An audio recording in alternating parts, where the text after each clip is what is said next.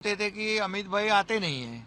अभी अमित भाई बोले मैं आता हूँ, जवाब देने को तैयार हूँ, चर्चा करने को तैयार हूँ, तब ये चर्चा करने को तैयार नहीं। उनको डर है कि सदन में चर्चा करेंगे तो अमित भाई उन पर टूट पड़ेंगे, अमित भाई उनका पूरा चिट्टा पिट्टा खोल देंगे। जिस तरह से आज सुबह अमित शाह जी ने एएनआई को बाइट दी है, उन्होंने कहा है कि हाउस में बात करने नहीं दे रहे। किस तरह से देखते हैं आप इसके बारे में, क्या कहना चाहेंगे इसको लेकर? नहीं, अभी तो पहले बोलते थे कि अमित भाई आते नहीं हैं। अभी अमित भाई बोले मैं आता हूँ, जवाब देने को तैयार हूँ, चर्चा करने को तैयार हूँ, तब ये चर्चा करने को तैयार नहीं। अभी इनको सिर्फ राजनीति करना है। ये जो आंदोलन हुआ, आंदोलन खत्म भी हो गया और जो अपने युवा जो थे जंतर मंतर पे जिन्होंने आंदोलन किया था, उनके आंदोलन के मद्देनजर रखते हुए मंत्री धर्मेंद्र प्रधान जी ने प्रधानमंत्री जी के पास इस्तीफा भी दिया। अभी वो लोग तो सब आंदोलनकारी लोग सब अपने अपने पढ़ाई में अपने अपने काम में व्यस्त हो गए, लेकिन इनका तो एक ही ये है कि यहाँ पर स्टंट करना। अगर आपको सवाल का जवाब चाहिए तो सदन में जाकर बोलना चाहिए, सदन में जाकर चर्चा करना चाहिए।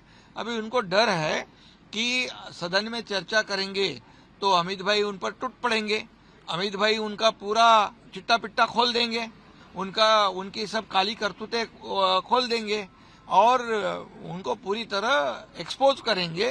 क्योंकि 2014 से पहले वाली जो बात है, वो 2014 के पहले वाली बात, जितने घोटाले हुए, स्कैम हुए, बम ब्लास्ट हुए, सीरियल बम ब्लास्ट हो गए, और 2014 के बाद में इस देश में जैसे प्रधानमंत्री नरेंद्र मोदी जी हो गए, तब ये देश ने देखा है कि ये देश आगे बढ़ रहा है, देश बदल रहा है, कहीं बम स्फोट नहीं, ये नहीं वो नहीं, सब देख रहे हैं। और इसीलिए उनको डर है कि ये उनके सवालों का जवाब तो अमित भाई देंगे ही देंगे, लेकिन कांग्रेस को एक्सपोज करेंगे। सदन का कल आखिरी दिन है, लेकिन सदन चलने नहीं दिया अपोजिशन ने। किस तरह? अपोजिशन का काम है, देखिए ये जनता का पैसा है, ये जो है एक एक दिन में ये सदन का खर्चा कितना है, ये सब इसके लिए जिम्मेदार विपक्ष है।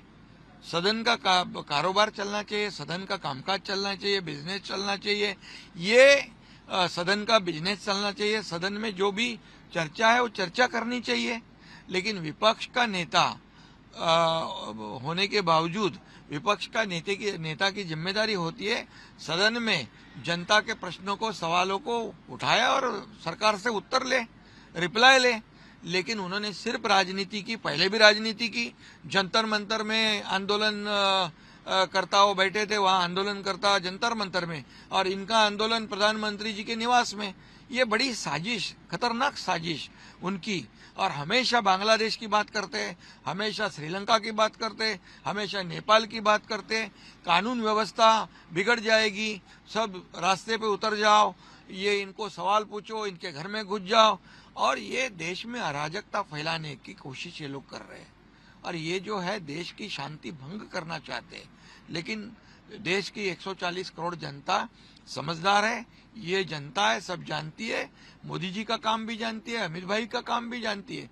और इसीलिए मैं इतना ही कहूंगा कि ये देश की 140 करोड़ जनता जो है ये मोदी जी के साथ है। और मैं इतना ही कहूंगा कि ये जो युवा है ये देश का भविष्य है। और मोदी जी ने फटाफट डिसीजन ले लिया, कड़े कानून का प्रावधान किया और 10 साल की सजा, 10 करोड़ रुपया जुर्माना, फास्ट ट्रैक में केस, टास्क फोर्स लगा दिया, और क्या करना चाहिए। और इसीलिए उनकी दुकानें बंद हो गई, उनकी राजनीति करने की दुकान बंद हो गई। और इसलिए ये जो है सदन में चर्चा नहीं करते हुए ये बाहर स्टंट करने पे तुले हैं। विपक्ष के नेता कह रहे हैं कि होम मिनिस्टर ने रिजाइन करना चाहिए उनकी पोस्ट से। हाँ, तो वो क्या दूसरी क्या मांग करेंगे वो? अभी पहले धर्मेंद्र प्रधान जी की रिजाइन की मांग की, वो तो शिक्षा मंत्री थे, आंदोलनकर्ता जो थे उन्होंने भी मांग की, और धर्मेंद्र प्रधान जी ने अपना इस्तीफा प्रधानमंत्री जी को सौंप दिया। तो इनको सवालों का जवाब चाहिए या राजीनामा मांगने का नाटक करना है, ये मेरा सवाल है उनको। और ये हमेशा देश की बदनामी विदेश में जाके करते हैं, प्रधानमंत्री की बदनामी विदेश में जाकर करते।